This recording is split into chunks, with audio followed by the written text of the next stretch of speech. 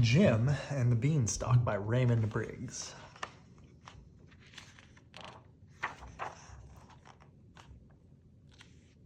Early one morning, Jim woke up and saw a great plant growing outside his window. "That's funny," he said. "It wasn't there yesterday. I'll see how high it goes." And he began to climb up the plant.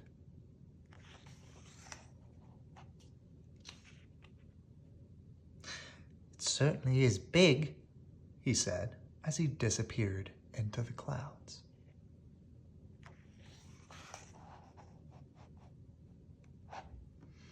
When he reached the top of the plant, Jim saw a castle. "I'm hungry," he said. "I'll ask the castle for breakfast. I hope they have some cornflakes." Jim ran to the castle and knocked on the door. He waited and waited until the door was slowly opened by a very old giant. "Ah," said the giant. "A boy, a nice, juicy boy. 3 fried boys on a slice of toast. That's what I used to enjoy eating in the old days. But I haven't any teeth now. Come in, boy. You're safe." The giant shared his breakfast of beef and beer with Jim. "Is your name Jack?" he asked. "No," said Jim. "It's Jim." "Did you come up a beanstalk?" asked the giant. "I came up some sort of plant," said Jim. It's that beanstalk again," said the giant. "It came up once before. That nasty boy Jack stole some of my father's gold and took our golden harp and our golden hen, and I've never really been happy since. Now I'm old too. Can't even see my poetry books because the print is too small." "Well, you don't have any glasses?" asked Jim. "Only big glasses," said the giant. "I mean reading glasses," said Jim. "They go on your nose and ears." "It's my eyes I'm talking about," roared the giant, banging his fist on the table. "These glasses are for your eyes," said Jim, and he explained about glasses while the giant listened carefully. "Get him," said the giant fiercely when Jim finished. "Get him for me. I'll pay good gold." Then I'll have to measure you," said Jim. So Jim measured the giant's head.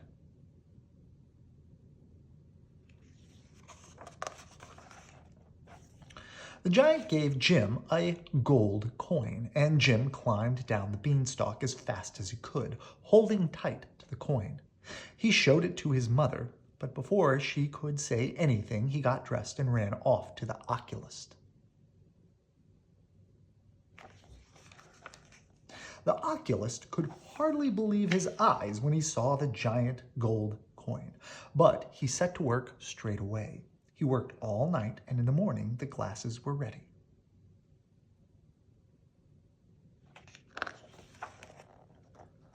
Jim carried them home. Then he tied them on his back and climbed up the beanstalk. Everybody's just gawking at him. The giant loved his glasses. He put them on and began reading rhymes to Jim.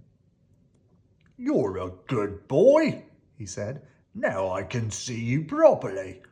I wonder how juicy you are. I can't eat anything much nowadays because I don't have any teeth." "Well, why don't you have false teeth?" asked Jim. "False teeth?" roared the giant. "Never heard of them."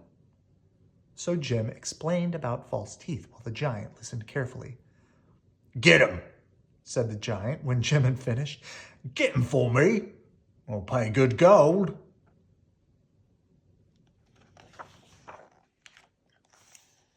So Jim measured the giant's mouth. Make 'em big, said the giant, and sharp. I like sharp teeth. The giant gave Jim a gold coin, and Jim climbed down the beanstalk as fast as he could, holding tight to the coin. He showed it to his mother, but before she could say anything, he ran off to the dentist. The dentist could hardly believe his eyes when he saw the giant gold coin, but he set to work straight away. He worked all night, and in the morning the teeth were ready. Jim carried them home, then he tied them on his back and climbed up the beanstalk. The giant loved his new teeth. He jumped up and down, chomping his jaws and gnashing the teeth until sparks flew.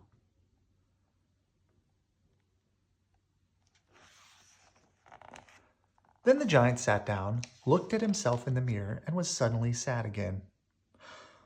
"Oh," he said, "I used to be a good-looking lad. Great head of flaming red hair I had. And now, look at me." "Well, why don't you have a wig?" asked Jim. "A wig?" roared the giant. "Never heard of a wig." So Jim explained about wigs while the giant listened carefully. "Get one," said the giant when Jim finished.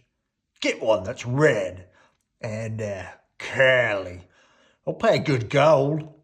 So Jim measured the rest of the giant's head.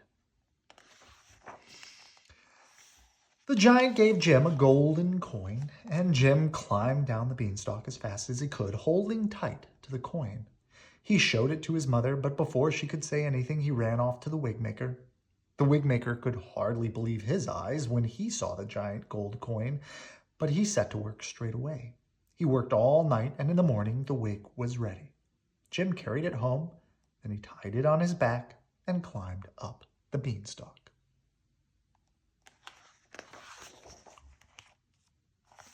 The giant loved his wig. "I look about 100 years younger," he said. The giant put on all his best clothes and danced around the room, beaming at himself in the mirror. "It's terrific. I'm glad I didn't eat you." After a minute, he said gruffly, "Now look, boy, you've done wonders. I feel happy again. You better go now before I feel like fried boy again." Jim said goodbye fast, and he ran to the beanstalk. He slid down it and landed in a heap. Above him, the giant shouted, "Chop down the beanstalk, or I might come down and crunch you up with my new teeth." Seizing an axe, Jim swung mightily and chopped down the beanstalk.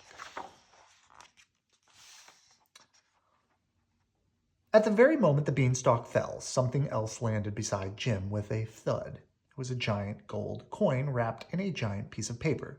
On the paper was written, "Dear Jim, thank you for the teeth and the glasses, also the lovely wig. Your friend, the giant."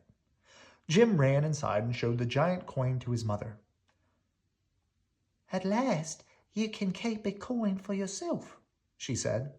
Somewhere in the distance, Jim heard a roar of giant laughter.